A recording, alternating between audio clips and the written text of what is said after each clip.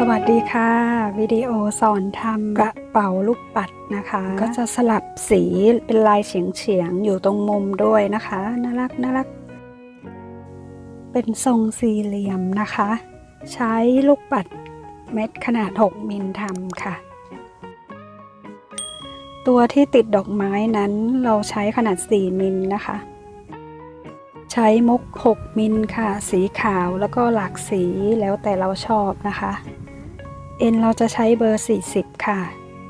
ให้เราตัดเอ็นมา1เส้นนะคะยาวนิดนึงนะคะ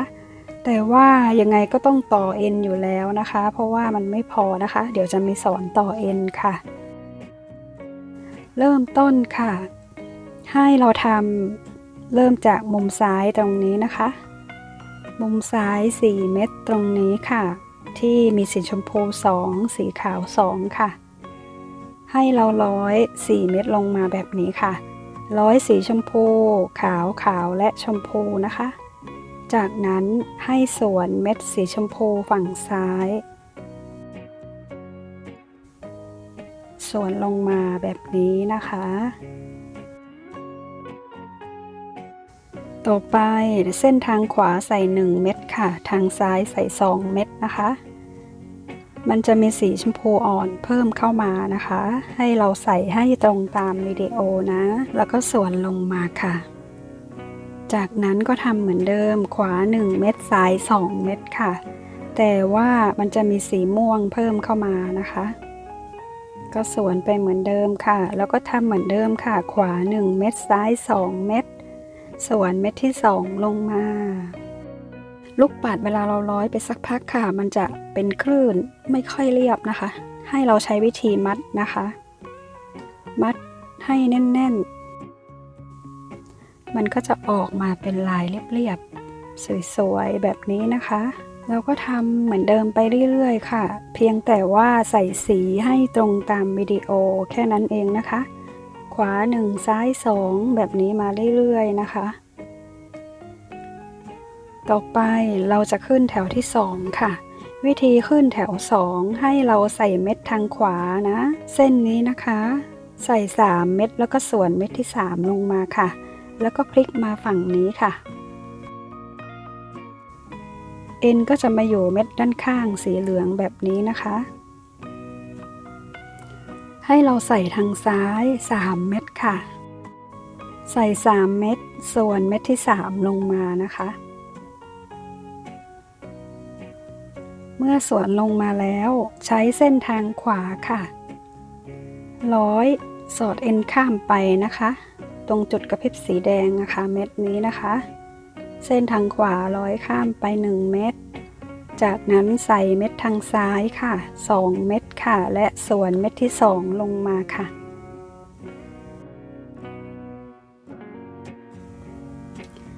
แล้วก็ทำเหมือนเดิมเส้นทางขวาสอดเอ็นไปด้านข้าง1เม็ดค่ะก็คือแถว2เนี่ยทางซ้ายใส่2เม็ดส่วนเม็ดที่2ใส่สีอะไรบ้างเราแค่ใส่ให้ตรงตามวิดีโอนะคะมันจะเล่นสีเป็นลายเฉียงขึ้นมาเรื่อยๆค่ะเส้นทางซ้ายใส่2เม็ดส่วนเม็ดที่2ลงมาเมื่อสวนลงมาทุกครั้งเส้นทางขวาจะต้องมีการสอดเอ็นก่อนนะคะแต่วิดีโอไม่ได้ทำให้ดูต้องขออภัยด้วยค่ะพอมาถึงตรงนี้ให้เราใส่2เม็ดทางขวาค่ะแล้วก็สวนเม็ดที่2ลงมาเอ็นก็จะมาอยู่ด้านข้างแบบนี้นะคะให้เราพลิกกลับมาทางนี้ค่ะเราจะมาเริ่มขึ้นแถวที่3นะคะเหมือนเดิมค่ะขึ้นแถว3ใส่ทางซ้าย3เม็ดค่ะทุกครั้งที่ขึ้นแถวใหม่เราจะใส่3เม็ดนะคะเมื่อส่วนลงมาเส้นทางขวาทำเหมือนเดิมค่ะสอดเอ็นข้ามไปด้านข้างนะคะ1เม็ดขึ้นมานะคะ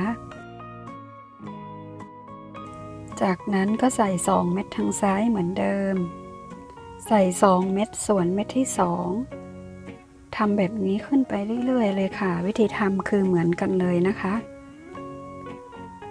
เวลาใส่สีเม็ดเราใส่ให้ตรงตามวิดีโอนะคะ เมื่อเราใส่สีถูกตำแหน่งมันก็จะเกิดเป็นลายเฉียงๆไล่สีขึ้นมาแบบนี้นะคะพอจะสุดแถวตรงนี้เราใส่เม็ดทางขวานะคะแล้วก็สวนลงมาค่ะจากนั้นก็ใส่3เม็ดค่ะ3เม็ดส่วนเม็ดที่3ลงมาเพราะว่าเราจะขึ้นแถวใหม่นะคะ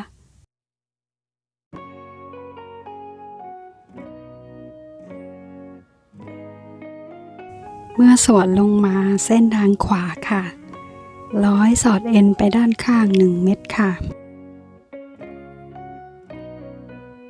ทำเหมือนเดิมค่ะใส่2เม็ดสวนลงมา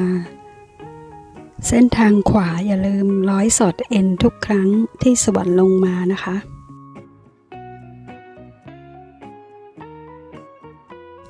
พอจะสุดแถวตรงนี้ให้เราใส่เม็ดทางขวาค่ะมัดให้แน่นๆก่อนนะคะคือตรงนี้เอ็นหมดนะคะเดี๋ยวจะสอนวิธีต่อเอ็นนะคะถ้าเอ็นหมดเราจะทำยังไงแล้วก็ดึงเก็บปมเข้าไปด้านในนะคะจากนั้นเราก็ร้อยซิกแซกไปมาร้อยเก็บเอ็นให้เรียบร้อยนะคะ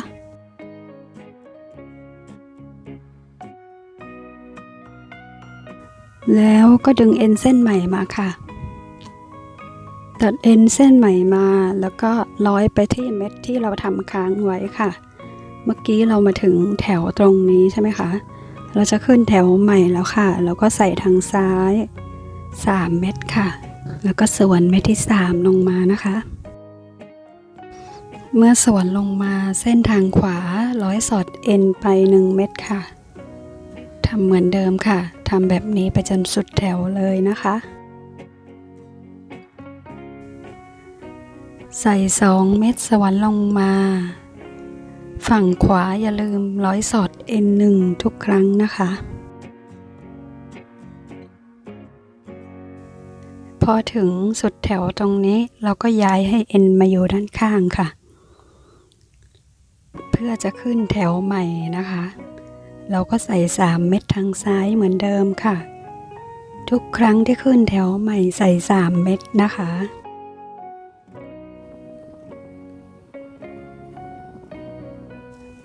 แล้วก็ทำแบบนี้ไปเรื่อยๆค่ะจนสุดแถวนะคะ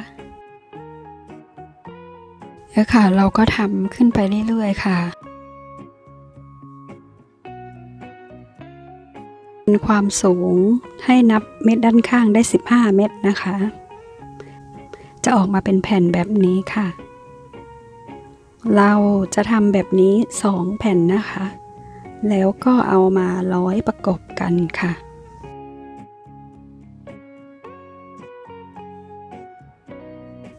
วิธีร้อยประกบกันก็คือให้เราร้อยที่เม็ดด้านข้างตรงนี้ก่อนนะคะให้เอ็นมาอยู่เม็ดด้านข้างตรงนี้นะคะจากนั้นใส่1เม็ดค่ะเส้นที่อยู่ด้านล่างค่ะใส่1เม็ดแล้วก็ร้อยไปฝั่งตรงข้ามค่ะ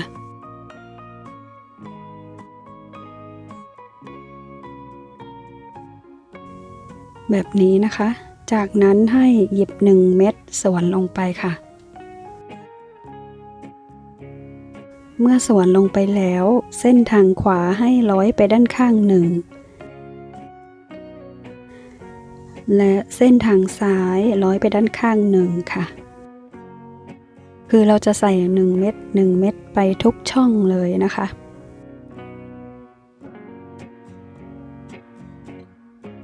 ใส่1เม็ดสวนลงมาขวาร้อยไปด้านข้าง1ซ้ายร้อยไปด้านข้าง1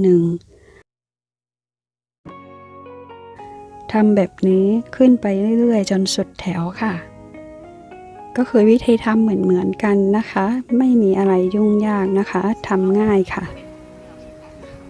ใส่1เม็ดทุกช่องเลยนะคะเนี่ยค่ะก็จะออกมาเป็นแบบนี้ค่ะมันก็จะเชื่อมกันเป็น1ข้างแบบนี้นะคะต่อมาเราจะทำข้างนี้ต่อค่ะทำเหมือนเดิมค่ะใส่1เม็ดสวนลงมาฝั่งขวาร้อยสอดเอ็น1ด้วยนะคะฝั่งซ้ายก็ด้วยนะคะแต่วิดีโอไม่ได้ทำให้ดูต้องขออภัยด้วยค่ะ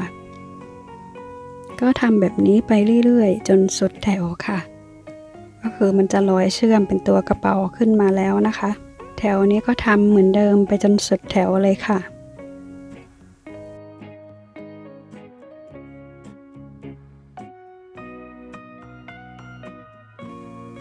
ถึงตรงนี้เรามัดเลยค่ะ เพราะว่าเราทำจบแล้วนะคะ เสร็จแล้วนะคะตรงนี้เอ็นทั้งสองเส้นให้เราร้อยเก็บเอ็นก่อนนะคะร้อยซิกแซกไปมาทางไหนก็ได้ค่ะพยายามร้อยซิกแซกไปนะคะ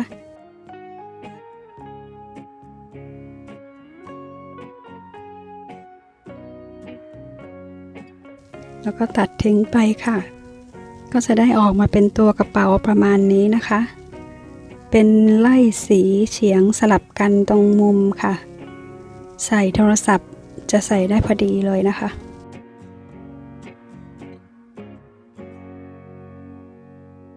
เราจะทำแบบมีฝาแบบนี้ก็ได้ค่ะเป็นฝาปิดเปิดนะคะถ้าเราจะทำฝาด้วยเราก็แค่ทำแถวเพิ่มขึ้นมาค่ะเนี่ยค่ะ2แถวตรงนี้ค่ะทำเพิ่มขึ้นมาแล้วก็ทำเฉียงไล่ไปนะคะเนี่ยค่ะเราก็จะไล่ขึ้นมาทีละแถวแบบนี้นะคะมันก็จะออกมาเป็นสามเหลี่ยมแบบนี้ค่ะอันนี้คือถ้าเราทำฝากระเป๋านะคะแต่วิดีโอนี้เดี๋ยวจะสอนทำเป็นติดดอกไม้นะคะเราจะติดดอกไม้ตรงกลางแบบนี้ค่ะเราหาจุดกึ่งกลางนะคะจากนั้นก็เอาดอกไม้มาร้อยเชื่อมติดไปค่ะให้เราตัดเอ็นมา1เส้นนะคะ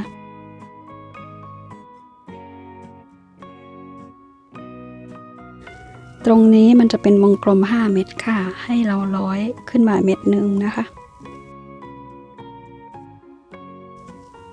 ร้อยมา1เม็ดก่อนแบบนี้ค่ะแล้วก็หาจุดกึ่งกลางจุดที่เราจะใส่ดอกไม้ลงไปค่ะ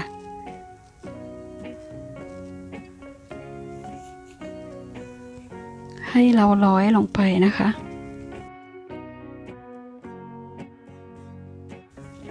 เสร็จแล้วก็ร้อยไปเม็ดฝั่งตรงข้ามค่ะตรงข้ามเมื่อกี้ที่เราร้อยเริ่มต้นไว้นะคะแล้วก็ร้อยเอ็นทั้ง2เส้นขึ้นมาบนดอกไม้ค่ะเราจะร้อยขึ้นร้อยลงยังไงก็ได้ค่ะขอให้ดอกไม้มันติดกับกระเป๋าแค่นั้นเองนะคะจากนั้นเราก็จับมัดแน่นๆนะคะ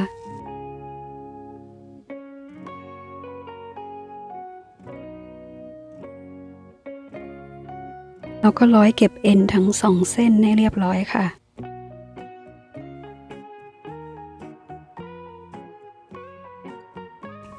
ก็จะออกมาเป็นแบบนี้นะคะมีดอกไม้ติดอยู่บนตัวกระเป๋านะคะอันนี้จะไม่ได้ทำฝานะคะต่อไปเราจะใช้แค่แบบนี้ก็ได้หรือเราจะใส่สายลงไปสักหน่อยก็ได้นะคะเผื่อเอาไว้สะพายนะคะถ้าทำสายเราจะใช้ลูกปัดไซส์8มิลค่ะตัวกระเป๋าคือใช้6มิลดอกไม้คือ4มิลและสายเราจะใช้8มิลนะคะใช้เม็ดใหญ่ขึ้นมาหน่อยนะคะจะได้ดูแข็งแรงนะคะเอ็นเราจะใช้เบอร์50-60ก็ได้นะคะหรือถ้าไม่มีจริงๆเราก็ใช้เท่าที่เรามีก็ได้ค่ะเริ่มต้น100เม็ดนี้ขึ้นมาค่ะ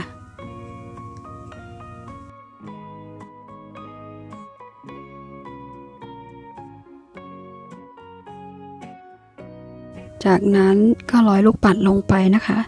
สังเกตเห็นว่าร้อยไปกับเอ็นทั้ง2เส้นค่ะก็คือสายนี้จะใช้เป็นเอ็น1เส้นทบเป็น2เส้นนะคะเพราะฉะนั้นเราต้องดึงความยาวให้มันยาวหน่อยนะคะพอเราร้อยได้ขนาดความยาวที่ต้องการแล้วให้เรามาร้อยมุมเม็ดที่อยู่ฝั่งตรงข้ามเม็ดนี้นะคะร้อยเข้าไปแล้วก็มัดค่ะมัดให้แน่นๆ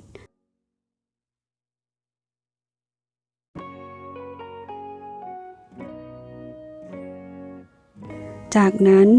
ร้อยดึงปมแอบเข้าไปด้านในค่ะให้มันดูสวยงามไม่ให้เห็นปมแล้วก็ร้อยเก็บเอ็นค่ะซิกแซกไปมาเก็บเอ็นทั้ง2เส้นแค่นั้นเองนะคะ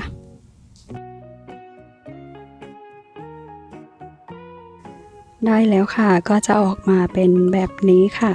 กระเป๋าน่ารักน่ารักแล้วก็มีสายคล้องเป็นสายสะพายนะคะ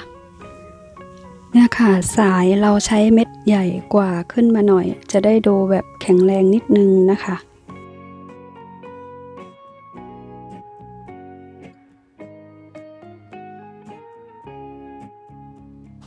คลิปนี้ก็จบแล้วค่ะวันนี้ขอบคุณและสวัสดีค่ะ